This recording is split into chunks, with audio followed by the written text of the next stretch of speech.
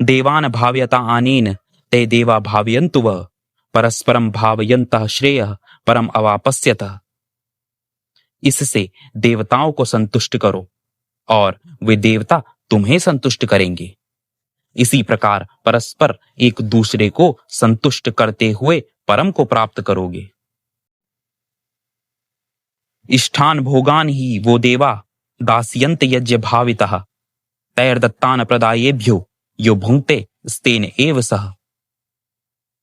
यज्ञ से प्रसन्न होकर देवगण तुम्हारी वांछित आवश्यकताओं को पूर्ति करेंगे। उन्हीं के द्वारा प्रदान की गई वस्तु अथवा भोग जो उन्हें ही अर्पित करे बिना भोगता है वह चोर है। यज्ञ शिष्टाशिनः संतो मुंच्यन्ते सर्व किल विषय भुजन्ते ते त्वगम पापा ये पचन्ते आत्मकरणात्।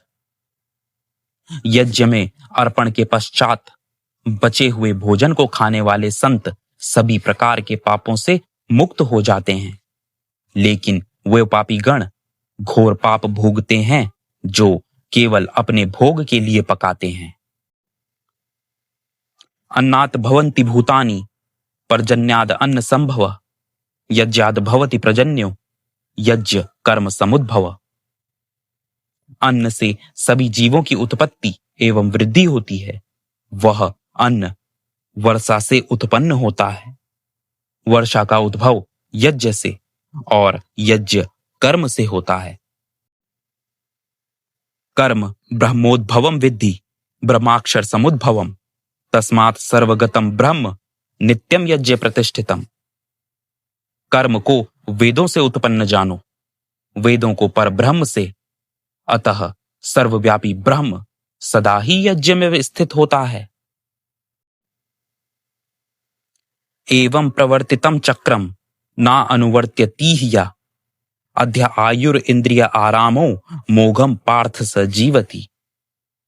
हे पार्थ, जो इस यज्ञ चक्र का अनुवर्तन नहीं करता वह इंद्रियों की तुष्टि के लिए व्यर्थ ही जीवित रहते हुए पापपूर्ण जीवन व्यतीत करता है।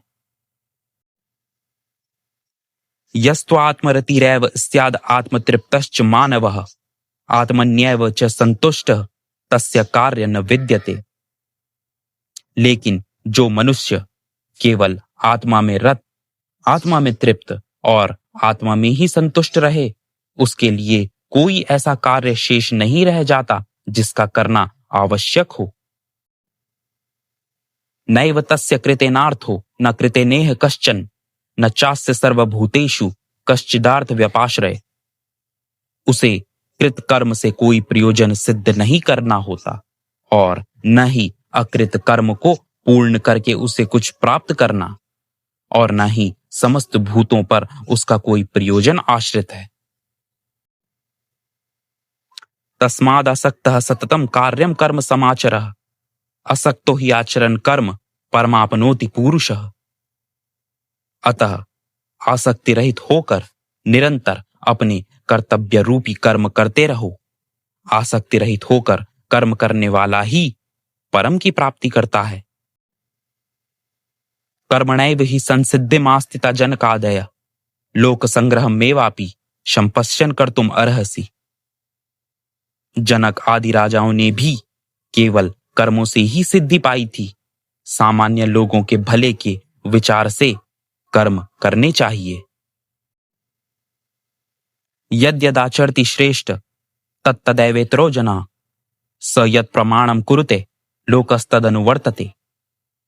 श्रेष्ठ व्यक्ति जैसे जैसे आचरण करते हैं सामान्य जन वैसे वैसे ही उसका अनुसरण करते हैं। वह जिस प्रकार के प्रमाण प्रस्तुत करता है संसार उसका अनुसरण करता है। न मे पार्थास्ति कर्तव्यम त्रिषु लोकेषु किंचन ना अनावप्तम अवाप्तव्यम वर्त एव च कर्मणि।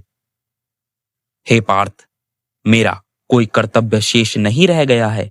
तीनों लोकों में ऐसा कुछ नहीं है जो मुझे प्राप्त करना हो या जो अप्राप्य हो, फिर भी मैं अपने कर्म में लगा हुआ हूं। यदि ही अहम न वर्तेयम जातु कर्मण्य अतंद्रितः मम वर्तमान वर्तन्ते मनुष्यः पार्थ सर्वसः। यदि मैं इस प्रकार एकाग्रता से कर्म ना करूं तो हे पार्थ, सारे मनुष्यगण मेरा अनुसरण कर कर्म करना ही छोड़ देंगे। उत्सिदेयुर इमे लोका न कुर्याम कर्म चेदहम संकरस्य च कर्ता स्याम उपहन्यम इमा प्रजा। यदि मैं कर्म ना करूं तो ये सारे लोक नष्ट हो जाएंगे। प्रत्येक अवांछित वस्तु कर्म का कारण होऊंगा और सभी जीवों, प्रजा, इन सभी का विनाशक बनूंगा। सक्तः कर्मण्य विद्वांसो यथा कुर्वन्ति भारत कुर्याद विद्वांसस्तथा आसक्तश्च कीर्षु लोक संग्रहम। जैसे अज्ञानी जन फल की आसक्ति से कार्य करते हैं, वैसे ही ज्ञानी जनों को चाहिए कि लोकहित में अनासक्त रहकर कर्म करें।